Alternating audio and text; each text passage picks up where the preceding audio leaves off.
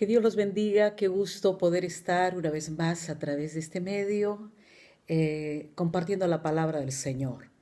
Eh, Qué alegría, ¿verdad? Qué alegría celebrar la vida cada mañana, cada noche entregar al Señor nuestra gratitud por nuestros familiares, por nuestros hermanos, por nuestros amigos. Y bueno, hoy miércoles creemos que el Señor se merece toda la gloria y toda la honra. Más aún que en esta semana estaremos celebrando la Pascua que no significa otra cosa sino la fiesta de la liberación. Y bueno, yo quisiera comenzar esta semana, la famosa Semana Santa, hablándoles acerca de cómo es que Israel llega a Egipto y es pues luego esta fiesta de la Pascua lo lleva a una liberación, ¿no? Siempre todo tiene un comienzo, todo tiene una razón de ser, ¿no? 430 años vivió Israel en Egipto y llegó un momento que ellos fueron esclavos de los egipcios. Pero ¿cómo fue que Israel llega a Egipto y cómo se establecen todos estos cientos de años en una nación extraña, en una nación que no era su tierra? El Señor le había prometido a Abraham, sal de tu tierra y de tu parentela a una tierra que yo te voy a mostrar, y esa tierra fluye leche y miel. En esa tierra tú serás bendecido, y Dios le hace una promesa no solamente de hijos, de muchos hijos, de una nación especial para Dios, sino que también le habla de una tierra, ¿no? Y lo hace subir a una montaña alta y le dice, ¿no? Hasta donde llegue tu mirada, yo te voy a dar, y te voy a dar como herencia toda esa tierra, porque tú me has obedecido y tú has salido de esa tierra pagana, de esa tierra de maldición, y has escuchado mi voz y has salido pues con tu esposa y con todos tus parientes, con tu sobrino Lot, que él lo criaba como si fuera un hijo, y has salido y has oído mi voz y yo te voy a dar toda esta tierra, ¿no? Pero luego vemos que Israel eh, llega a Egipto y luego es tomado cautivo, ¿no? Y durante todos estos años, ellos, en vez de ser ese pueblo, esa tierra de bendición, ese pueblo donde Dios se manifestara, ese pueblo, ¿no? Que tuviera una tierra rica, una tierra donde Dios pudiera mostrar que cumple sus promesas, vamos a encontrarlos como esclavos en una nación extranjera. Para poder entender cómo comienza la historia de Israel en Egipto, es necesario, ¿no?, irnos al libro de Génesis. En todo el libro del Éxodo nos va a mostrar la liberación de Israel de Egipto. Pero cómo es que llega, definitivamente tendríamos que ir a los últimos capítulos del libro de Génesis. Y yo quisiera ir al Génesis capítulo 45 para que ustedes puedan verificar cómo es que ellos se establecen, Israel, los hijos de Jacob, se establecen en Israel y llegan a Israel. Entonces, en Génesis capítulo 45 nos dice que José ya no pudo controlarse delante de sus siervos, así que ordenó: salgan todos de mi presencia, y ninguno de ellos quedó con él. Cuando se dio a conocer a sus hermanos, comenzó a llorar tan fuerte que los egipcios se enteraron, y la noticia llegó hasta la casa de Faraón. Yo soy José, les dijo a sus hermanos. ¿Vive todavía mi padre? Pero ellos estaban tan pasmados que no atinaban a contestarle. No obstante, José insistió y les dijo: acérquense. Cuando ellos se acercaron, él añadió: yo soy José, el hermano de ustedes, a quien vendieron a Egipto. Pero ahora, por favor, no se aflijan más ni se reprochen el haberme vendido, pues en realidad fue Dios quien me mandó delante de ustedes para salvar vidas. Desde hace 2 años la región está sufriendo de hambre, y todavía faltan 5 años más en que no habrá siembras ni cosechas. Por eso Dios me envió delante de ustedes para salvarles la vida de manera extraordinaria y de ese modo asegurarles descendencia sobre la tierra. Fue Dios quien me envió aquí, no ustedes. Él me ha puesto como asesor del faraón y administrador de su casa y como gobernador de todo Egipto. Vamos, apúrense, vuelvan a la casa de mi padre y díganle, así dice tu hijo José, Dios me ha hecho gobernador de todo Egipto. Ven a verme, no te demores. Vivirás en la región de Gosén, cerca de mí, con tus hijos y tus nietos y con tus ovejas y vacas y todas tus posesiones. Yo les proveeré alimento allí, porque aún quedan 5 años más de hambruna. De lo contrario, tú y tu familia y todo lo que te pertenece quedarán en la miseria. Además, ustedes y mi hermano Benjamín son testigos de que yo mismo lo he dicho. Cuéntenle a mi padre del prestigio que tengo en Egipto y de todo lo que han visto, pero apúrense y tráiganlo. Qué tremendas palabras. Suena como, ¿no?, las escenas finales de una gran novela, ¿no? Tal vez de alguna película de Hollywood. Es cuando todo el inicio de las noticias, de los acontecimientos, de hermanos celosos, ¿no? De 10 hermanos celosos que se levantan contra su hermano menor porque lo ven el soñador, porque le ven aquel que, ¿no?, el padre lo engríe, el favorito. Entonces ellos, celosos de su hermano, comienzan ¿no?, a tramar, quitarle la vida, ¿no? Primero lo meten con una cisterna, lo quieren matar porque les molesta que el padre le tenga no tanto favoritismo. Al final de la historia vemos que los hermanos se arrepienten y no, mejor lo vendemos, y entonces de esa manera, como esclavo, como un objeto vendible, llega José, tan jovencito. Algunos estudiosos dicen que tendría sus 16 años de edad. Entonces él llega como esclavo a una nación extranjera como Egipto.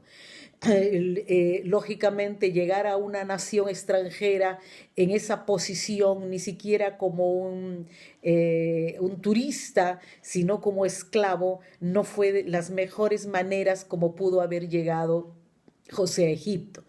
Pero estando allí, dice la palabra del Señor y dice el libro de Génesis, que él mostró temor a Dios. Él mostró, en algún momento no quiso tocar a la mujer, no quiso acostarse con la mujer de su amo Potifar, y dice que él huyó de la mujer ¿no?, y hasta le dejó su túnica y se fue corriendo, evitando pecar ¿no?, contra esta mujer, ofender a su amo y sobre todas las cosas ofender a Dios. Una de las palabras de las frases más emblemáticas, creo yo, que tiene la Biblia es cuando José dice: ¿cómo yo podría hacer este mal tan grande pecando contra mi Dios? Había algo que tenía José, a diferencia de muchos hombres, de muchas personas en este tiempo, y se llama temor a Dios. Es así como llega José, luego lo llevan a la cárcel porque la mujer lo infama, lo denuncia con mentiras. Él llega a la cárcel, se manifiesta en él ese don profético que tenía José, interpreta los sueños de Faraón, interpreta los sueños de gente importante, y luego él pues es llevado delante de Faraón porque Dios le da la interpretación de ese sueño famoso de las vacas flacas y las vacas gordas, ¿no? Y entonces es José quien interpreta, y no solamente interpreta el sueño, que son 7 años de sobreabundancia y luego 7 años de hambruna, sino que también Dios le da la sabiduría y la estrategia para prepararse en esos años de abundancia, de manera que en el tiempo de la hambruna, Egipto, ¿no?, a través de Faraón, podrían pasar bien ese tiempo y no hubiera muerte, si no hubiera destrucción. Entonces vamos a ver que toda esta historia de liberación comienza con un Dios que honra, que salva, que unge, que bendice a un hombre que decide obedecerle, decide serle fiel, aún estando en la cárcel, aún estando como esclavo. Y José siempre es fiel a su Dios, es fiel a sus principios, es fiel a todo aquello que se le enseñó en su juventud. Hoy vemos en este capítulo 45 en la posición de emir, en la posición de autoridad, segundo después de Faraón. Vamos a ver a José, el administrador, el ministro de Economía de Egipto, y lo vamos a ver en su posición de autoridad, recibiendo a sus hermanos, recibiendo a aquellos que quisieron matarlo y destruirlo, y poder ver lo que la razón por la que Dios, aún en medio de toda esa crisis, esa desgracia de vida que él vivió en ese tiempo, él pudo ver cómo la mano divina pudo sostenerle, pudo librarle de la muerte, estuvo con él en cada momento, lo lleva a ese lugar de autoridad simplemente con el propósito de ser de bendición mañana más tarde de su propia familia. ¿Cómo nos enseña, ¿no?, la vida de José? Que Dios siempre tiene un porqué para permitir que podamos pasar por crisis. Aún esta crisis del coronavirus, de esta pandemia mundial, puede tener una razón de ser, un porqué de bendición mañana más adelante. Sé que el día de hoy esa bendición está haciendo ¿no?, que nos acerquemos más al Señor, que estemos unidos como iglesia. La iglesia hoy día se ha unido en oración, la iglesia ya dejó de dormir, la iglesia estaba dormida, la iglesia estaba pasiva, la iglesia estaba triste, la iglesia estaba paralítica, y hoy día a través de esta pandemia lo que podemos ver es una iglesia despierta, una iglesia que se levanta a las 5 de la mañana todos los días, a veces para orar 2 horas, 3 horas juntos, personas que cada uno está en su casa, que no necesitan trasladarse a un lugar físico, pero que están clamando por las naciones. Vemos personas que todos los días están intercediendo por la necesidad de otros, siendo una iglesia viva, una iglesia útil. ¿Por qué? Porque estos tiempos de crisis es como la antesala, ¿no?, como una especie de llamada de atención divina, donde podemos despertar de cuál realmente es nuestra posición. José era un soñador, José era un niño engreído, él vivía contento contándole a sus hermanos y a su padre los sueños que tenía de grandeza, ¿no? Soñé que el sol y la luna y todas las estrellas se inclinaban delante de mí, y yo brillaba, ¿no? Soñé de las espigas y todas las espigas, ¿no?, se arrodillaban, se inclinaban delante de mí. Muchos sueños de grandeza, que definitivamente era Dios hablando al corazón de José. Pero sus hermanos y aún su padre no entendían que esos sueños eran los sueños de Dios.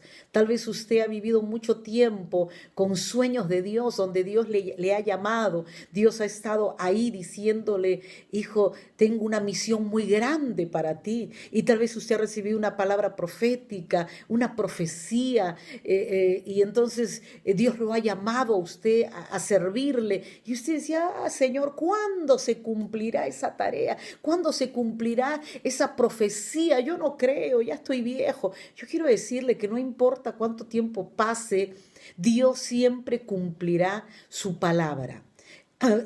Yo les decía que más o menos José tenía 16 años cuando fue robado, arrancado de las faldas de su padre y fue llevado como esclavo a Egipto. Pero solo fue a los 40 años cuando él se establece como el segundo, como el emir de Egipto. Y vamos a ver cómo en todos esos años que pasaron de crisis, de tragedia en su vida, de dolor, de humillación aún, todo eso le sirvió a Israel para formar un carácter y para cuando él tuvo que ser la autoridad que tuvo que ser y para cuando tuvo que recibir a su familia, él estuviera sano, sano de deseos de venganza, sano de esa altanería, de esa soberbia que a veces se nos llena en el corazón, que él pueda ser sano para poder abrazar a sus hermanos y no cobrarles ninguna deuda. Qué tremendo es lo que él mismo dice cuando le habla a sus hermanos. Él les dice claramente, le dice el versículo 8, dice, fue Dios quien me envió aquí a Egipto y no ustedes. No fueron ustedes que me vendieron, no fueron ustedes que me tiraron a la cisterna, no fue su maldad, fue Dios. Él me ha puesto como asesor del faraón y administrador de su casa y como gobernador de todo Egipto. Y les dice, vuelvan a la casa de mi padre y díganle, papá, Jacob, José, dice que Dios le ha hecho gobernador de todo Egipto. Ven a verme, no te demores y vivirás en la región de José y tú, tus nietos y todos tus bienes estarán a resguardo, estarán cuidados y yo te daré de comer y todo el tiempo de la hambruna que falta pasar, yo voy a sostenerte porque tú eres mi padre, porque ustedes son mis hermanos. Y dice que él abraza a Benjamín y llora desconsoladamente, ¿no? Y le dice, hermano mío, ¿no? Ustedes no morirán y todo lo que les pertenece no va a caer en la miseria, porque Dios me trajo aquí como instrumento de bendición. En este tiempo, Dios nos está levantando como iglesia, como entes de bendición. En estos días yo puedo ver dos tipos de creyente, aún a pesar de todo lo que pasa en el mundo. Hay algunos que no logran entender el mensaje de Dios para la iglesia. Hay unos que simplemente quieren ser espectadores, quieren mirar de lejos lo que la iglesia hace.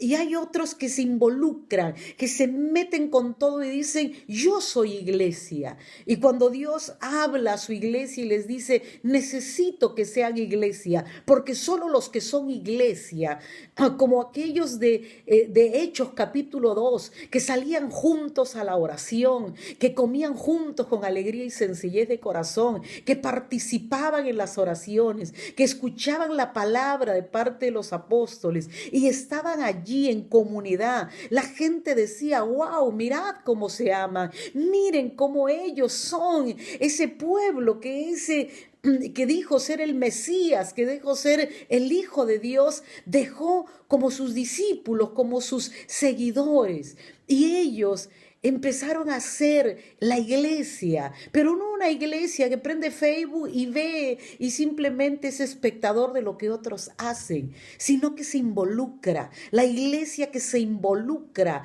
para adorar a Dios, juntos, unánimes, la iglesia que se involucra en orar por las naciones, la iglesia que se involucra y toma y pierde el temor y toma la presidencia y comienza a clamar. Y si todo el mundo te ve, todo el mundo te ve y tú das testimonio de que eres iglesia de Jesucristo, que eres la iglesia de Dios. Miren qué tremendo. José agarra y les dice, yo sé que Dios me puso para este tiempo. Él entendió que el tiempo de los sueños cumplidos eran esos sueños, cuando vendrían su padre y sus hermanos a buscar la ayuda, a buscar la sobrevivencia, y él estaría ahí para ser, Dios mío, una estrella que alumbrara y pudiera ser una esperanza para su familia, pudiera ser una esperanza para su pueblo. Y es así como José llega a Israel, a Egipto, y él llega Jacob, que el Señor le cambia cuando él lucha con el ángel y le dice, no te dejaré hasta que tú me bendigas. Dice que el ángel le cambia de nombre y le dice, ahora tú eres Israel, ya no Jacob. Y ahora entra Israel, Jacob con sus hijos, entran a la tierra de Egipto, pero no como simplemente simples clientes, no entran solamente como, bueno, pobrecitos, los pobrecitos que vienen a comprar por la hambruna, no solamente los clientes ricos que vienen a pedir, ¿no? Comprar los productos en Egipto, sino que vienen invitados a la mesa de José, del primer ministro, vienen para recibir bendición, porque no es el extraño, no es el extranjero, es el propio hijo quien recibe a Jacob, a Israel, y le da cobijo y les dice, ahora yo los pondré en un lugar especial frente a mi casa y los voy a cuidar. Y es así que pasan 430 años y Israel se acomoda. Israel vuelve a hacer lo que muchas veces nosotros hacemos en la vida. Nos va bien, tenemos nuestro sueldito, tenemos nuestra casita propia que estamos pagando al banco y bueno, nuestros hijos están creciendo y estamos, bueno, pues pasándola más o menos. Ahora podemos irnos de vacaciones, podemos irnos, ¿no?, a pasear, tal vez en estos tiempos de Pascua, donde la gente piensa que Pascua es un conejo, ¿no?, de chocolate o un huevo de chocolate y adentro hay juguetitos y se ha hecho la Pascua como algo infantil, ¿no?, como, bueno, pues una leyenda cristiana y entonces el día de hoy había que pasarla bien y entonces muchos habrían estado seguramente hasta preparando sus vacaciones pascuales. Y entonces viene el tiempo de crisis y te hace reflexionar sobre qué realmente es la Pascua. Así como la Navidad no es otra cosa sino la celebración del nacimiento del Salvador, de Dios hecho hombre, la Pascua nos recuerda cómo ese niño que nació en un pesebre en Belén de Judá, engendrado por el Espíritu Santo en una virgen llamada María, la Pascua nos hace recordar que ese mismo Emanuel, Dios con nosotros, ese mismo Jesús, es entregado en manos de hombres, de religiosos que no lo reconocen como el Mesías, como el Rey de Reyes y el Señor de Señores, y lo llevan a la muerte, y lo crucifican, y lo llevan, y escriben, los gentiles escriben un letrero, burlándose, diciendo, este es el Rey de los judíos. Y ahí muerto en el Gólgota podemos encontrar la imagen de ese Jesús, de ese niño que nació en el pesebre, ahora muriendo, entregando su vida para darle vida eterna a la humanidad. ¿Cómo ocurre? ¿Cómo ocurre esta Pascua? Ocurre cuando Israel, después de 430 años, ya José muchos años atrás ha muerto, ya el nuevo faraón no recuerda, no sabe quién es José, ya José murió, ya Jacob murió, ya sus hermanos murieron, ahora es otra generación que ha nacido dentro de Egipto, no es la tierra prometida, no es la tierra que Dios le prometió a Abraham para su descendencia, pero ellos están acomodados en ese lugar, hasta que se levanta este faraón y dice, ¿quiénes son estos extranjeros que se han metido a mi tierra? Y ahora están creciendo tanto, son tan bendecidos en número, que ahora tengo miedo de que sean mucho más que nosotros los egipcios. Y este pensamiento es lo que pone en peligro la vida y la continuidad de Israel como nación. Y entonces el faraón da una orden, maten a todos los niños varones que nazcan en las casas de los egipcios, de los israelitas. Y entonces es ahí donde Dios una vez más mueve su mano y como Dios toca el corazón de las parteras y ellas no permiten que se le quite la vida a estos pequeñitos. Hermanos, el resto de la historia se las contaremos el día domingo. El resto de la historia la celebraremos el día domingo, porque Pascua es celebración cuando muere este corderito pascual a quien el Señor le dice que prepare cada familia israelita para que cuando el ángel de la muerte pase, entonces la sangre que se pinta, que se pone sobre el dintel de la puerta, pueda pasar por alto, pueda pasar por esa casa y no toque a los hijos primogénitos de las casas. ¿Qué significa Pascua? Significa liberación. ¿Qué significa ese cordero? Significa que alguien entregó su vida, entregó su sangre para que otro pudiera tener vida, para mantenerle la vida.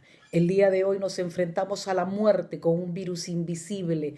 Estamos en cuarentena, estamos temiendo por la vida de nuestras familias, de nuestros hermanos, de nuestros amigos, pero hoy tenemos una palabra de esperanza. En medio de esta crisis puede empezar a cumplirse el propósito de Dios para tu vida. Tú hoy puedes comenzar a ser la iglesia, esa persona que Dios ha planeado que tú seas, tomar el lugar en el cuerpo de Cristo que hace mucho tiempo, porque estás dormido, porque te has acomodado a tu manera de vivir, no estás aceptando. Y recuerden esto, Dios siempre cumplirá su propósito. Dios siempre cumplirá sus promesas. Así que yo le animo que así como José, usted acepte que tal vez para este tiempo Dios le ha dado tantas promesas y le ha dado tantas bendiciones y tantos llamados a su obra, a involucrarse dentro del cuerpo de Cristo para que el día de hoy podamos ayudar y ser de consolación y bendición a muchas vidas, a muchas naciones. Durante estos días de oración tengo muchos testimonios, videos, agradecimientos que no son para mí y tampoco para usted, son para aquel que nos llamó, para ese Dios que envió a su Cordero inmolado, a Jesús, para que a través de su sangre el ángel de la muerte pase sobre nuestras casas y nada nos dañe. Que Dios los bendiga. Ha sido para mí una vez más una gran bendición poder compartir la palabra con ustedes. Que este fin de semana, que este jueves, viernes, sábado santo, en vez de perder el tiempo haciendo tantas cosas o tal vez, qué sé yo, todo lo que hacemos en la vida, tomemos al menos un día de ayuno, al menos un día donde podamos estar con los niños, que cada día usted le pueda contar, agarre su Biblia en Génesis y empiécele a contar a los niños, a los jóvenes, cuéntele a su familia que estamos celebrando en la Pascua. Estamos celebrando que uno murió para que todos podamos tener vida eterna.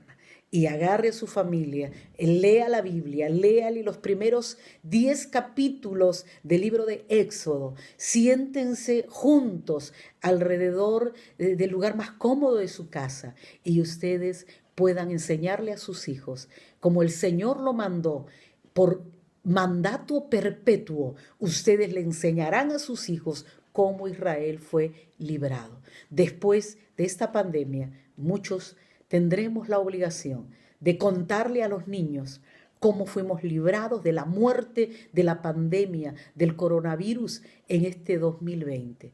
Que cada uno de nosotros sepa que si vivimos es porque Dios lo permite y si morimos es porque Dios nos llamó a su presencia. Sea que vivamos o muramos, en las manos del Señor estamos. Permítame hacer una oración y le animo que este fin de semana sea un fin de semana de gratitud, de honra y de alabanza para aquel que se entregó como cordero, entregó su sangre, entregó su vida para que nosotros tengamos vida eterna.